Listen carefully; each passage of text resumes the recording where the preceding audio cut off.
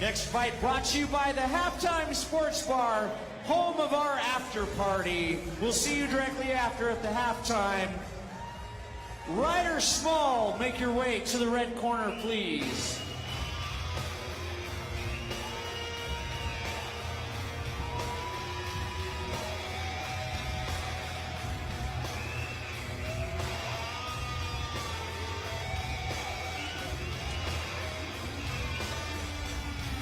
There you see Ryder Small. Now let me tell you, this is a young man that I am very excited about.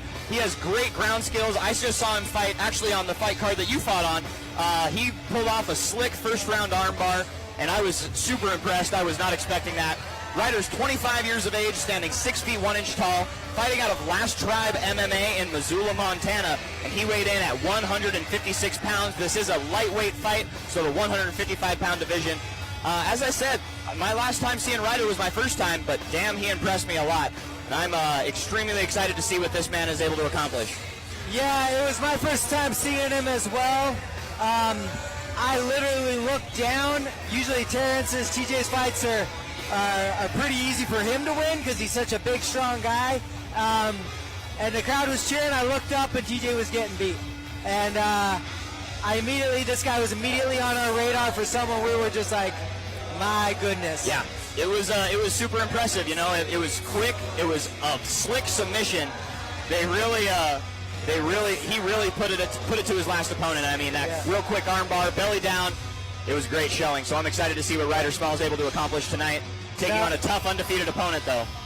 The one thing about Ryder that I've heard in the past is he's very good at jiu-jitsu. I believe even a purple belt. Yeah. He's pretty high-class jiu-jitsu. But he doesn't like to get hit. So when you hit him, he kind of turns into like a white belt. So we'll see what Brandon Hegstad shows up. If he puts the hands on him, we could see a really competitive fight. Definitely, definitely. And as I said, Brandon Hegstad undefeated at 4-0. He is 22 years old, 5 feet 10 inches tall, fighting out of Absolute MMA in Kalispell, Montana, and he weighed in at 155.2. He won his last fight by body kick knockout in the third round, late into the third round, a fight that I had him losing. So I think Brandon Hegstad's a very good fighter. He's tough, he's durable, and he does not quit. This should be a great, great fight. There's a reason why this fight was after the first title fight of the evening. And I think the people watching at home and the people here at the exhibition hall are about to see why this fight was put after the first title fight. Honestly, if there's two fights where I think that the fighters in them have a chance to make it to big promotions like Bellator, UFC, King of the Cage, things like that, it's this fight and the main event. Ryder Small and Brandon Hegstad are two very, very good prospects, Montana MMA prospects, great records, 4-0 versus 5-1. And yeah, I'm very excited to see what these two gentlemen are able to accomplish tonight and in their career as we move forward. There you see the lovely Autumn walking around the round 1 ring card.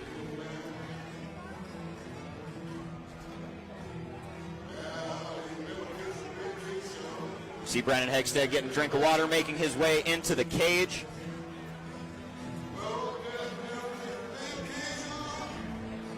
He has a very loud appearance, but a very quiet approach. Right. Which, when you saw this kid at weigh-ins, you expected, you know, fireworks and backflips and ninja stars and stuff.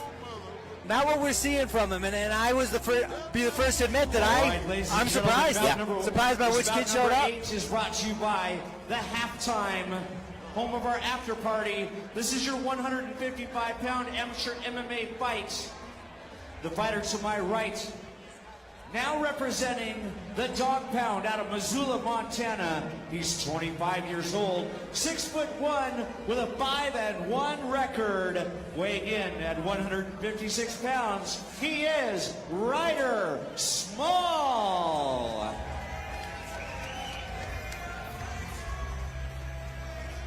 And the fighter to my left, representing Absolute MMA, Absolute Training Center out of Kalispell, Montana. He's 22 years old, 5'10", with a perfect 4-0 record, weighing in at 155 pounds. He is Brandon Hegstad. All right, this is our 8th bout of the evening. 2 more fights after this one, and I think this one is going to be a dark horse for fight of the night. This could go all 3 rounds, so I guess something I didn't make clear. This is a non-title bout, so it will be 3 3-minute rounds. So this could go the distance. It could end in the first 10 seconds. Literally no idea what's going to happen here.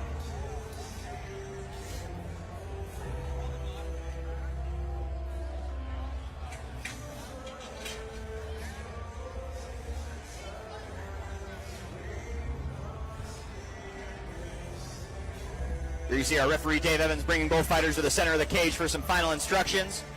Good touch of gloves, show of respect there from both of these fighters.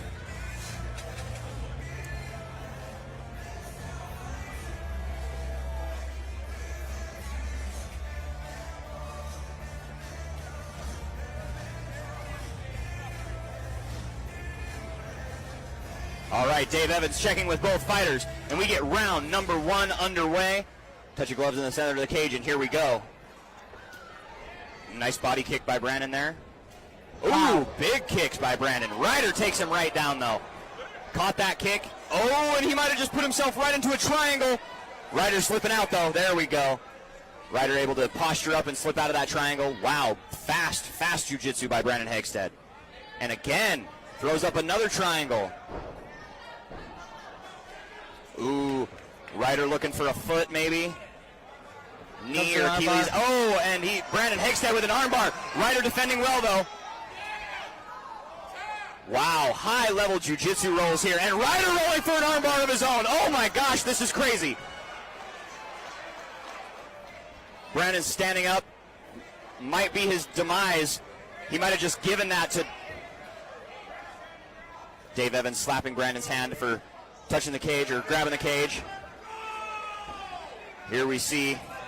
What's he got now? Wow. These guys are just rolling for each other. Rolling's the jiu-jitsu term, and oh my gosh, beautiful high-level rolls here from these gentlemen. All I have to say is wow.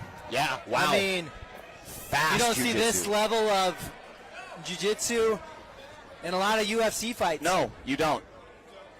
I think both of these gentlemen have a very bright future in mixed martial arts if they stick with it. Look at Ryder going to knee on belly, looking for mount. Brandon doing a good job using those legs. Ryder looking for another armbar there. Good call. Brandon doing a good job reversing it.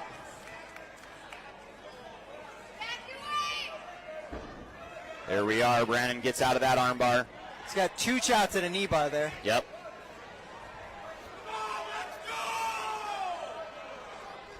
He's holding the cage again. Yep. There you see him giving his hands up to the ref. I know. If only he could throw elbows right now. Yep. Ooh, nice little spinning back fist there. Missed. Ryder shooting for another takedown. Brandon doing a good job defending. Whoa, throwing a leg over, looked like for an inverted triangle. Ryder with a good takedown. Those up kicks. Nice up kicks. Ooh. Look at that. Caught his hand as he went for that overhand and tossed it into a sweep almost. There's Ryder rolling for another armbar. Maybe. What a position. What has he got there? He's got an arm, and he's got an arm between his legs. Yes. He's holding there. Yes, that's what it is. Okay, that's what he's doing. So it's almost like a crucifix. On that his if Ryder was able to, he could throw some really mean shots to the ribs. I don't think he's thinking about it. Right and there, he's got there the you head go. almost triangled. Yep, he does too. Last couple seconds of round number 1. And there it is. We end our first round. Good showing by both of these fighters. As we were saying, high-level jiu-jitsu, the likes of which you don't see in a lot of UFC fights, Bellator, professionals. I don't think I've ever seen anything like this from an amateur. You know, that's one of those that you'd like to see in slow motion, the whole round in slow motion. Here we see a That's the way replay. he came out. I was amazed. Great showing by these two fighters in the first round. And I'm excited to see it go to the feet again. Yes. Now, this reminds me a lot of the Tony Ferguson-Anthony Pettis fight. That first round was so exciting and so busy that you were just like, wow, I got to go watch this again. Like, I couldn't tell you what happened. Yeah, I had to watch it 2 times after the fact. Another one is just recently in Bellator, the Ben Henderson versus Saad Al. Yes. Now, the second and third round were kind of boring on that one. But back man, and forth, that first good round was rolls. just... Yep. Here we see another replay. It looks like, Brandon rolling for an armbar. Ryder, look at it.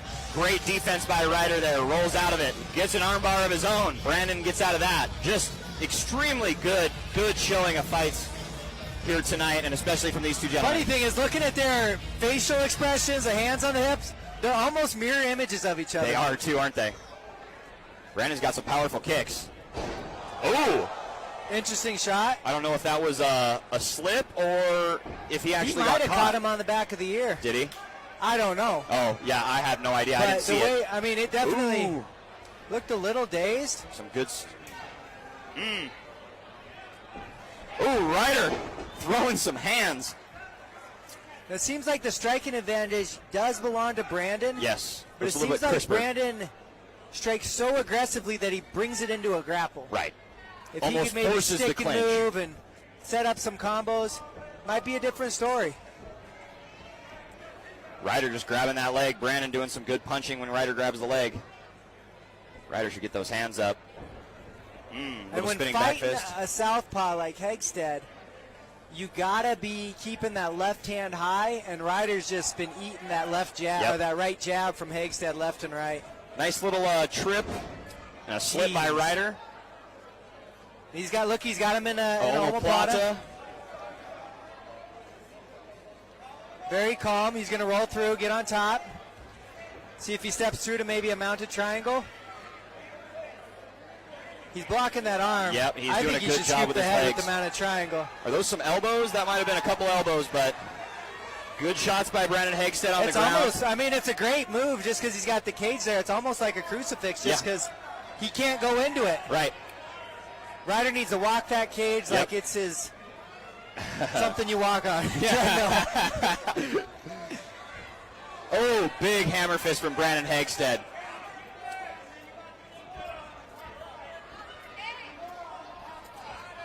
Ryder trying to do, and pulling for that arm. That's it.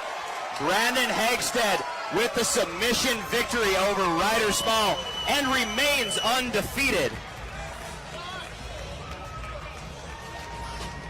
And that's a kid with a lot of promise. I'm not sure who the lightweight champion is for ICF. Better watch out. Here we see an instant replay. He just grabbed that arm and fell back with it. Ryder instantly knew he was in trouble. You see Brandon's left leg, how it's over the shoulder and under the head of Ryder. That gave him some serious leverage on that arm. Great showing by both of these gentlemen. But Brandon Hegstad, wow. I think both of these guys have a very bright future in mixed martial arts, as I said earlier. So far, fight of the night? Yes. Yes, it is. It's hard because there's been a ton. Tia and Francom, we have your wallet. It is cage side with security.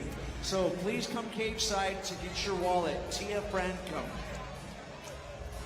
Right by the fighter's entrance down here. All right, everybody. Once again, this fight was brought to you by the Halftime Sports Bar, home of our after party.